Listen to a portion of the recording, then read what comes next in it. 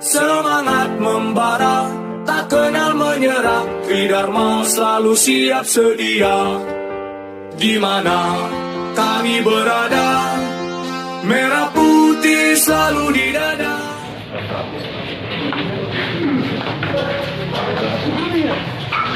Ditres Narkoba Polda Banten ungkap jaringan besar narkoba lintas daerah.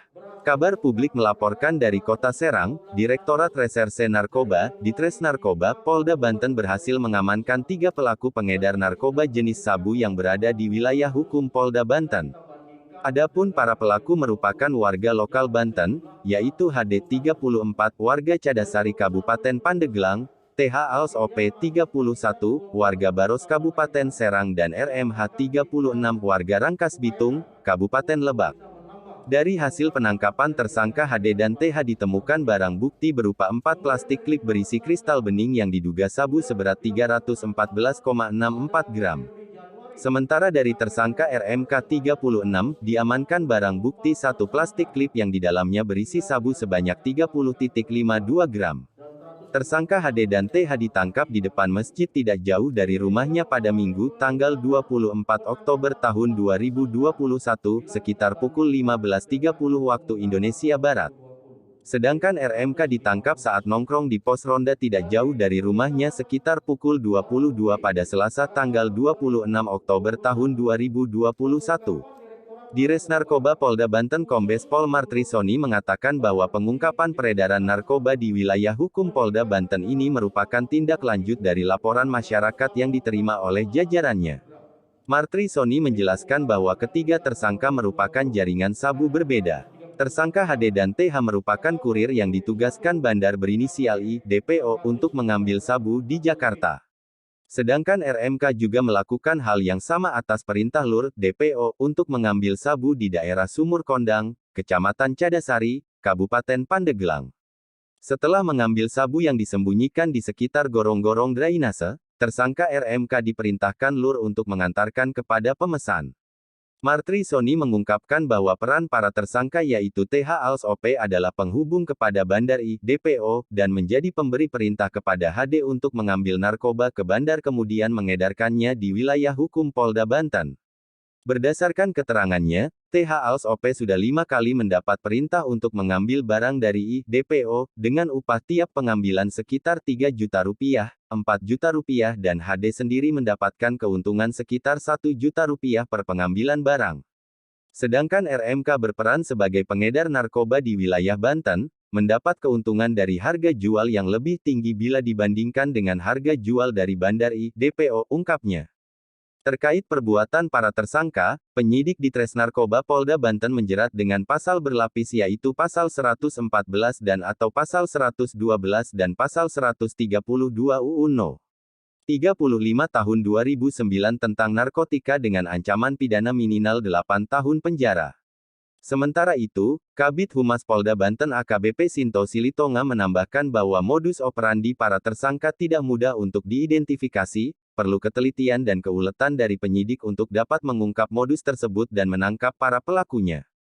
Untuk modus yang telah diidentifikasi yaitu para pelaku lapangan tidak diberikan akses berkomunikasi dengan bandarnya, dan pengiriman barang dilakukan dengan tersembunyi, menempatkan narkoba dalam kantongan di tempat-tempat yang tidak lazim, seperti di bawah tiang penerangan jalan, di bawah gapura, di gorong-gorong, di tempat sampah dan lainnya, ucap Sinto Silitonga.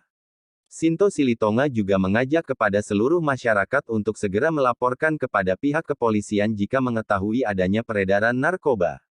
Tim Kabar Publik melaporkan dari Mako Polda Banten. 314,94 gram. Yang seperti rekan-rekan lihat di depan, kemudian itu alat tas maupun kantong ya. Kemudian dari hasil interogasi yang dilakukan terhadap saudara HD, didapatkan informasi bahwa barang tersebut diambil dari Jakarta atas suruhan saudara saudara TH ya. Jadi saudara HD ini mendapat perintah pada hari Jumat berarti tanggal 22 ya, untuk mengambil barang di daerah Jakarta Pusat ya. Kemudian saudara tersangka HD berangkat menuju Jakarta dan sesuai dengan arahan dan perintah langsung dari saudara TH mengambil barang ya, kemudian dibawa ke wilayah Serang. Kemudian pada hari Seninnya, berdasarkan keterangan dari saudara HD, kita menangkap saudara TH tanggal 25 Oktober 2021 pukul 23.10 di wilayah Kecamatan Baros, Kota Serang. Jadi saudara TH yang kita tangkap dan kita menginterogasi bahwa yang bersangkutan ternyata juga ada pengendali atau ada perintah ya dari DPO atas nama ID ya. Nah, ini masih dalam proses pengembangan pencarian. Mudah-mudahan dalam waktu dekat bisa kita ungkap ya. Kemudian pada keterangan dari TH tersebut ternyata berkembang lagi dari 500 gram ya yang dipesan ya dari Jakarta, yang tertangkap adalah 314,94. Ternyata sudah ada yang didistribusikan ya, atau dijual ya, ke wilayah Rangkas ya, di mana berdasarkan hasil interogasi dari saudara TH kita mendapatkan nama RMK ya. Kita berhasil mengamankan pada hari Selasa tanggal 26 Oktober 2021 pukul 22.00 di daerah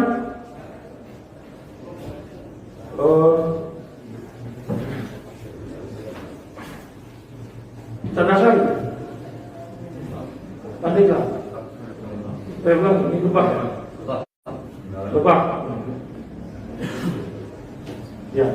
Dari tangan saudara RMK kita mendapatkan barang bukti sebesar 30,52 gram ya, dari 50 gram yang sudah diambil dari saudara HD ya. Jadi sudah sempat terjual sekian gram, dan ini masih kita lakukan pengembangan juga ya untuk wilayah Rangkas ya. Dan kita sita beberapa barang bukti juga yang didapat baik dari staf HD, TH maupun R seperti rekan-rekan lihat. Kemudian adapun pasal yang dikenakan ya terhadap baik saudara TH, H maupun LMK, yaitu pasal 114 ayat 2 dan atau pasal 112 ayat 2 dan 132 ayat 1 Undang-Undang RI 35 tahun 2009 tentang narkotika. Ancaman hukuman ya, minimal 8 tahun ya, jadi minimal ancaman 5 tahun dan pidana mati maksimal ya, 181 jiwa ya. Untuk motif ya tentunya ya baik saudara HD, TH maupun R ini mendapatkan upah ya yang masing-masing juga berbeda sesuai dengan peranannya ya. Kalau untuk saudara HD mendapatkan upah sebesar 1 juta per minggu.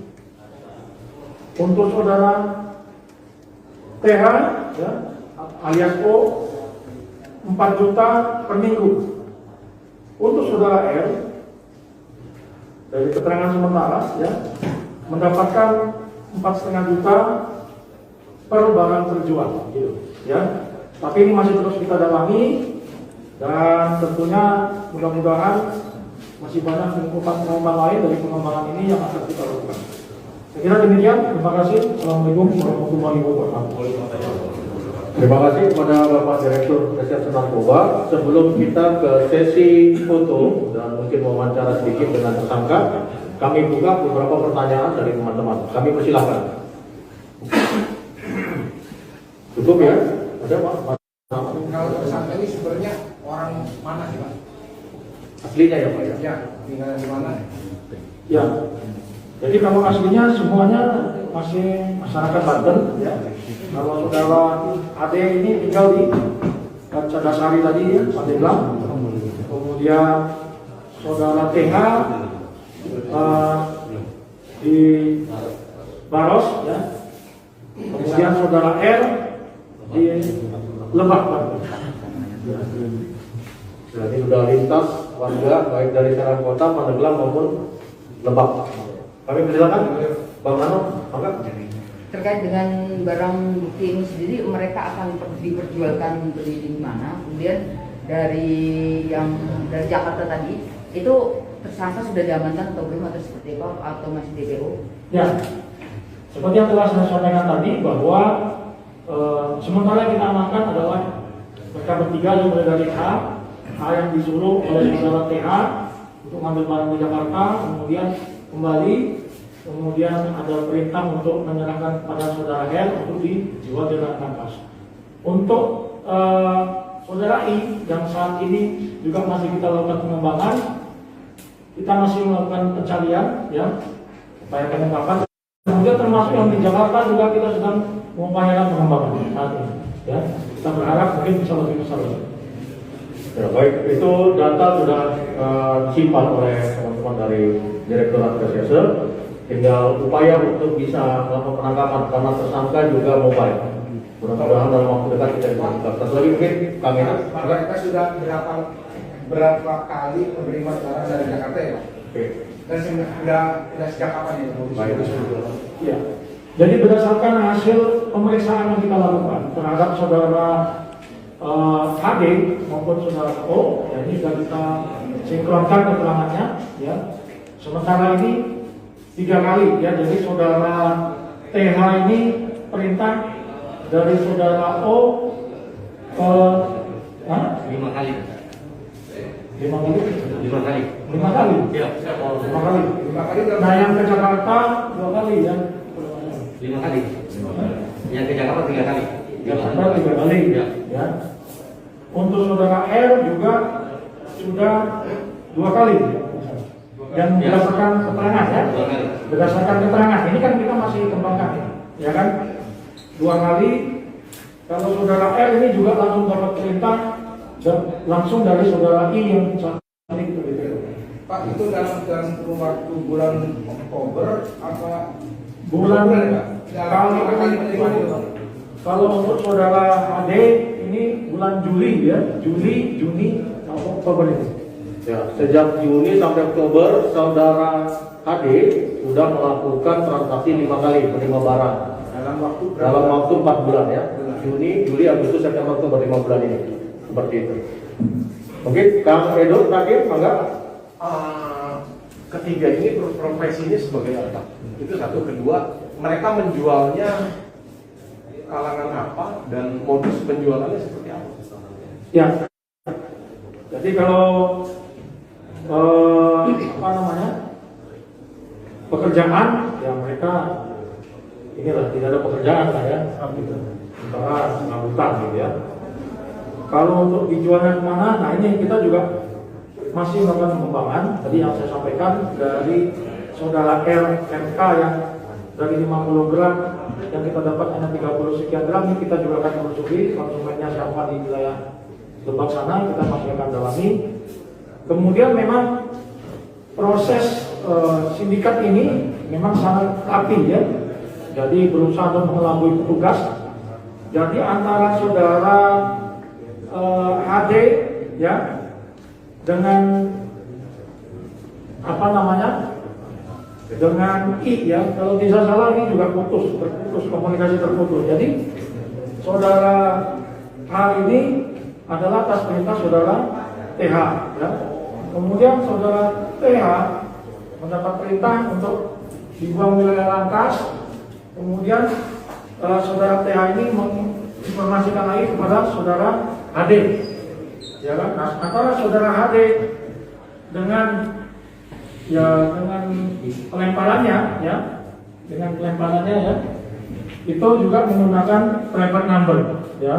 Kemudian model buangnya ya atas perintah dari saudara I dibuang di gorong-gorong di wilayah suatu tempat ya kan. Nah gitu. Kemudian baru setelahnya ini nanti. Jadi ini juga komunikasi yang terputus ya antara satu pelaku dengan pelaku yang lain juga terputus gitu ya seperti itu. Tapi ya akhirnya kita secara maksimal melakukan upaya penyelidikan sehingga kita tentunya berharap bisa lebih baik dan lebih besar lagi. Jadi perlu kebuletan ya, karena memang sistem pendistribusian narkoba yang terputus antara satu rantai dengan rantai lainnya, memang di sini dibutuhkan keuletan dan ketelitian dari penyidik reserse narkoba sehingga bisa mensurveillance orang yang tepat dan waktu yang tepat, maka bisa muncul barang bukti dengan jumlah 345 gram. Dan kalau kita lihat lokus delikti atau tempat terjadinya peredaran narkoba, kita patut waspada. 3 orang ini adalah warga lokal Banten. Ada yang di Serang, ada yang di Pandeglang, dan ada bahkan yang di Lebak.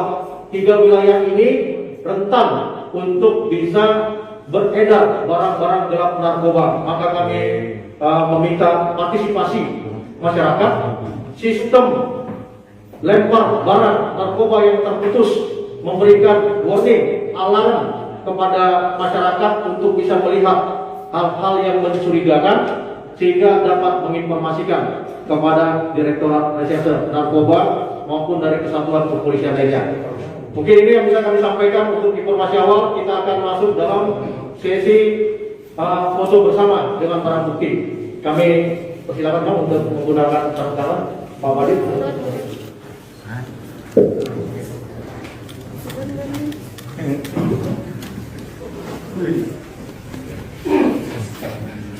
Pagi malah pagi ngambil video.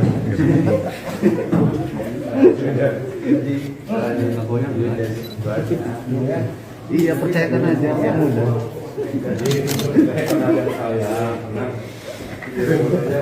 Aman pagi aman.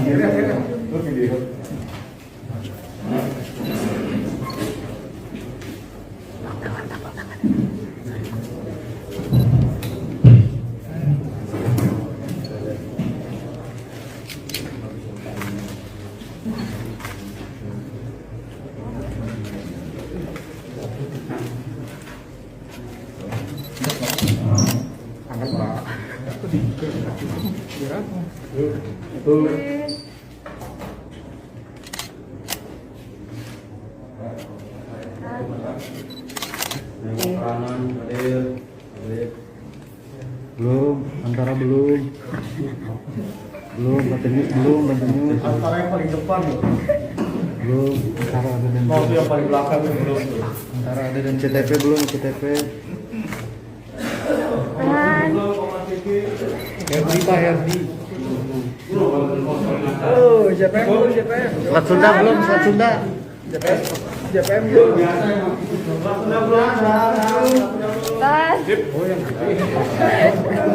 Beli tahan, Pak Beli. Bunda bahasa Buyuk. Dulu megang ini. Ini pertanyaan semua yang Tadi kita 5 kali dapat gaji berapa atau biaya berapa? Kurang keras Rata-rata 4 juta, 3 juta dalam 1 kali pengantaran. kurang kencang. Benar. Sekali ngantar berapa gram? 10-20 gitu Pak. 10-20, tapi ini barang bukti sampai 500 gram. 10-20 gram gitu 40. Yang 500 gram ini kapan terakhir diantarkan? Kemarin Pak. Hari apa, tanggal 24 diungkap? Tanggal berapa kamu datangkan barang itu? Tanggal 22 Pak. 22 hari Jumat. Berarti 1 kali ngantar cukup besar ya. Terus kemudian Caranya gimana ngantarnya? Dilempar kemana? Sasarannya siapa? Di lempar di gorong-gorong Pak. Digorong-gorong. Ditentukan gorong-gorongnya di mana? Di daerah Dadasari. Dadasari. Bentuk dari narkobanya dikemas dalam bentuk apa? Kemasan dalam amplop Pak. Amplop, kan besar itu 500 gram. Amplop. Amplop coklat. Amplop coklat. Ya. Amplop coklat atau amplop apa? Amplop coklat Pak. Amplop apa? Oh? Amplop coklat. Udah 5 kali ngantar, bagaimana caranya ngelemparnya? Dilempar aja Pak, dilempar di telepon. Tempatnya mana saja? Di Dadasari. Bukan, maksudnya tempat tadi gorong-gorong, kemudian Gorong terus di tiang, tiang apa nih? tiang listrik Pak. Tiang listrik, di bawahnya ditaruh atau ditempel? Ditaruh. Ditaruh. Berarti ada tas-tas begitu ya? Iya Pak. Kantungan plastik. Iya, teman berarti. Terus? Di mana lagi? Di tugu. Tugu maksudnya? Tugu gorong-gorong. Tugu. Ya di tugu tempat duduk Pak. Mari kita berlatih bersama. Kalau tidak mau pulang nama, di bawah naungan Ibu Pertiwi, Tridharma tak pernah ingkar janji untukmu bangsa dan negeri ini. NKRI harga mati.